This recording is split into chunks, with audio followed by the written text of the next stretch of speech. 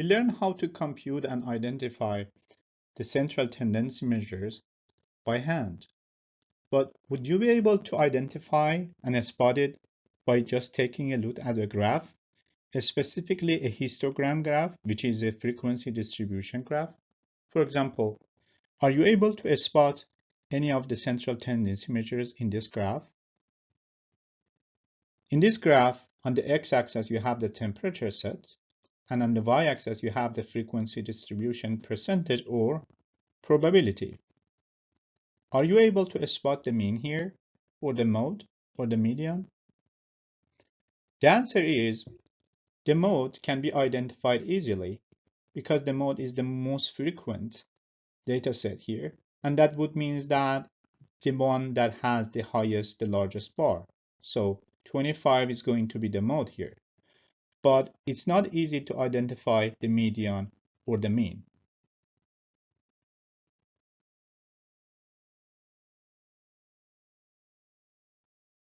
Identifying the best central tendency measure to summarize your data. Let's take a look at another example, a scenario or situation where finding the best central tendency measure is rather challenging. Suppose we have the salaries of a company, the frequency distribution graph here. So the salary range is between a couple of $10,000 to $250,000, and the frequency distribution is on the y-axis. What would you think would be the best central tendency measure to summarize your data? Would it be the mode, the mean, or the median? It looks like the average salary would be something between $130,000 to $140,000. Do you think that would be a good way to go with it, to represent your data, summarize your data as a central tendency measure for your salary, for the salaries of this company? Also, it looks like the median is also in the same range. It would be about $130,000 to $140,000. Would that the two would be a good thing to go with it? Well, if you said yes, then you have to think twice, because as you look at this graph, we have two peaks here. One peaks around the salary range of $75,000 and another peak at the salary range of $200,000. It looks like that we have two classes of workers. One is low paid that are making between 50,000 to 100,000 with an average of 75,000, and another class that are making between 150,000 to 250,000 with an average of 200,000, about 200,000. So if you represent your data, the average salary with 130,000, that would not be close to any of these two distribution, to any of these two classes. So going with the average here or the median here is not the right way to do that because the data is bimodal. We have two modes here.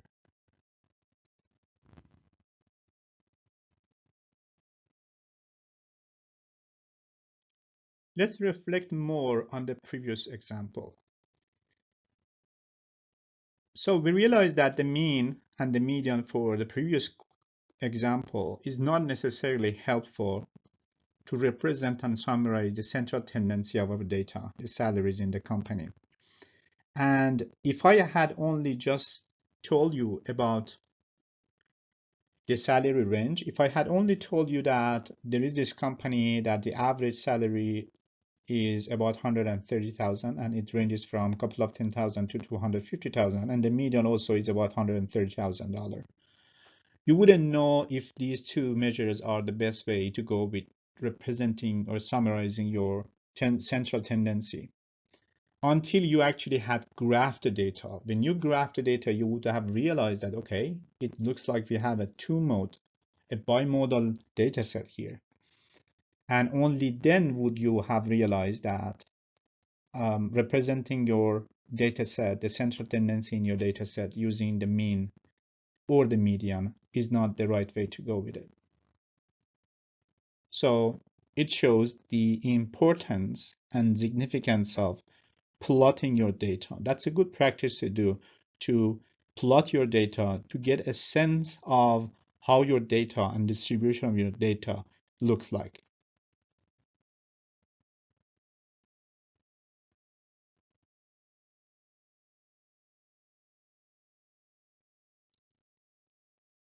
The central tendency measures that we have learned so far, the mean, the median, and the mode, are actually helpful to help us understand the bulk of your data, the central tendency of your data. Look at this graph here. We have three data sets. One is shown by the red graph, the other one is by the blue graph, and the other one by light blue graph. So these are very balanced, perfect scenario. As you see here, they are symmetric. They don't have any outliers. They have zero skewness. As you see here, just by looking at the peak of this data, which is going to give us the mode, also the median and the mean, we can easily distinguish between these data sets because the average or the mean of the mode of this data set is around here. The average and the mean and mode for this data set is around here, and for this data set around here. So we can very easily distinguish these data sets from each other based on these measure of central tendency measures. But there are other characteristics in a dataset that cannot be described and presented only by the central tendency in the data. And to realize that, let's go with an example. Suppose we have gathered the ages of two small MBA classes. And I'm going to give you the central tendency measures of these two classes without giving you the age of the students.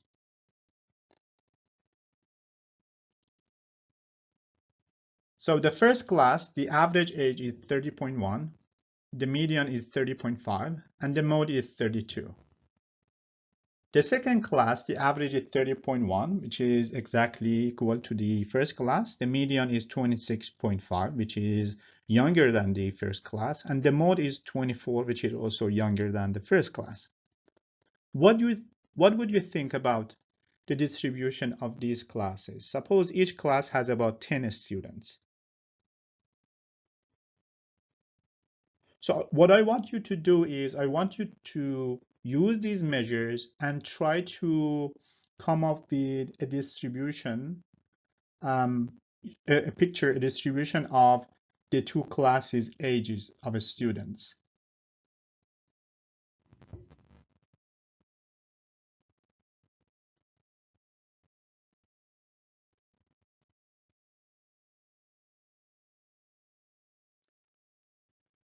Now that you have pictured the distribution of the ages of students in the two classes, I am going to show you the data.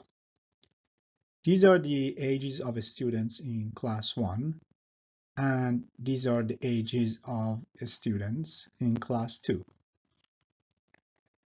And here is the central tendency measures table.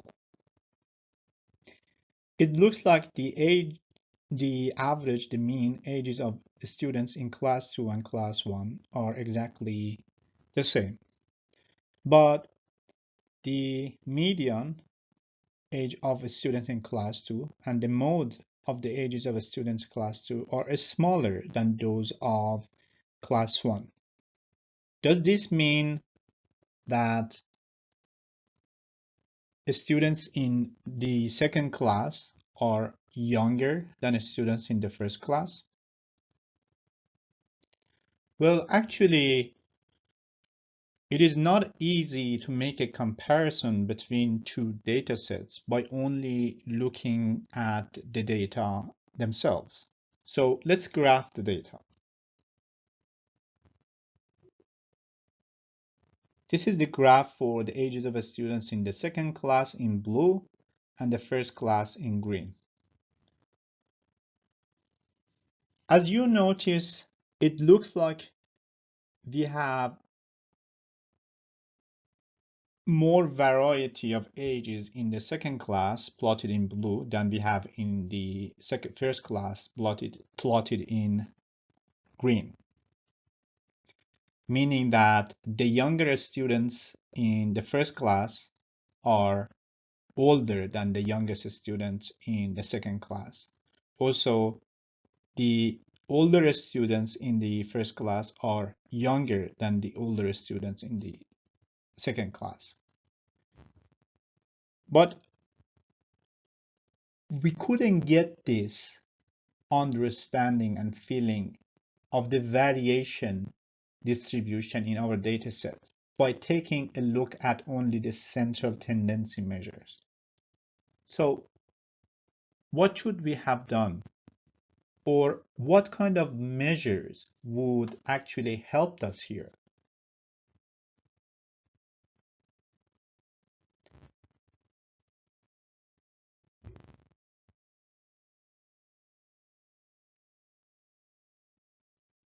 The central tendency measures, as we learned, are helpful in distinguishing and identifying the differences between the central tendency of your couple of data sets that you have, if they are really different.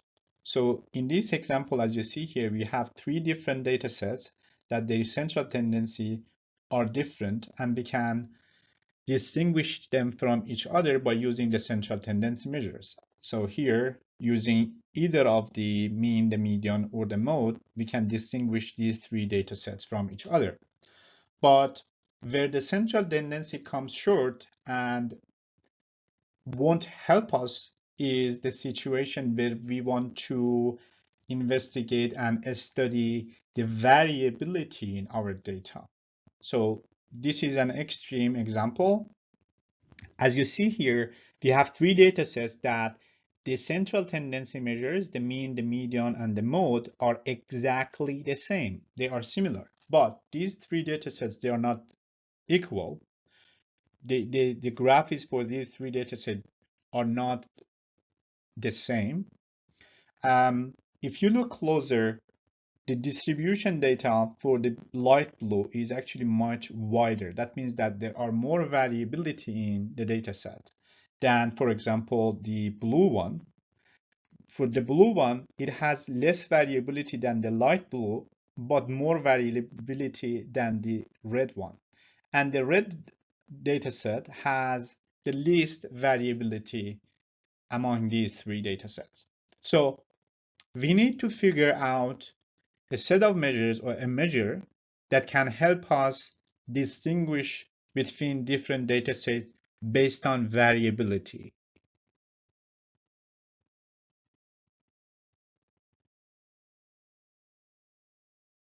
All right, let's have some fun. Let's do a puzzle.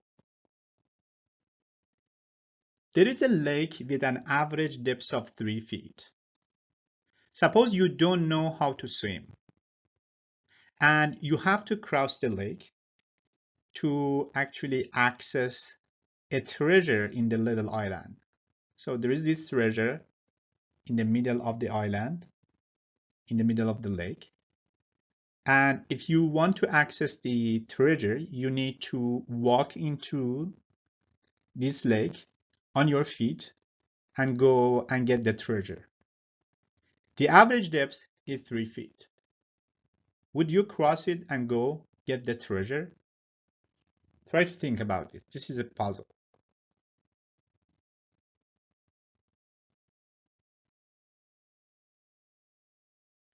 This is what's going to happen to you if you decided to cross the lake to get the treasure. You're gonna get drowned and also gonna get eaten by a crocodile. Aside from the crocodile joke, why wouldn't the decision to cross the lake be a wise decision? Why is it not? The reason is knowing the average, which is here, 3 feet depth, is not enough. It does not reveal or tell you the variability in the depths of this lake. It does not guarantee that because the average depth is 3 feet, that doesn't mean that everywhere that you walk on and cross the lake, it's going to be 3 feet. The average does not tell you about the variability.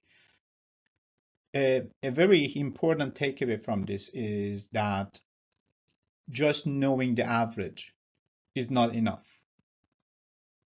We should not make decision only based on the average value of our data.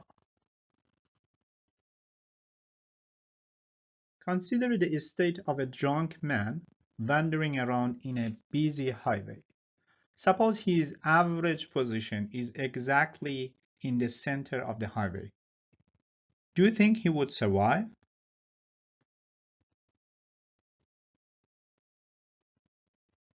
Well, this situation is similar to the one that we had in the previous example, meaning the emphasis on the average and forgetting about variability.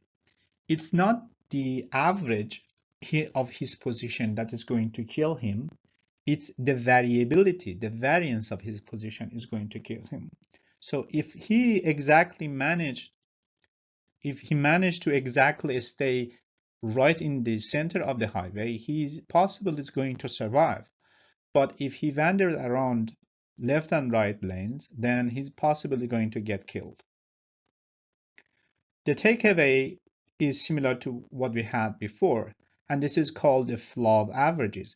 It means that making decision solely based on the average is going to be lethal. It's going to be a mistake to us because the average is a central tendency measure and it does not reveal or tell us about the variability and variance in our data.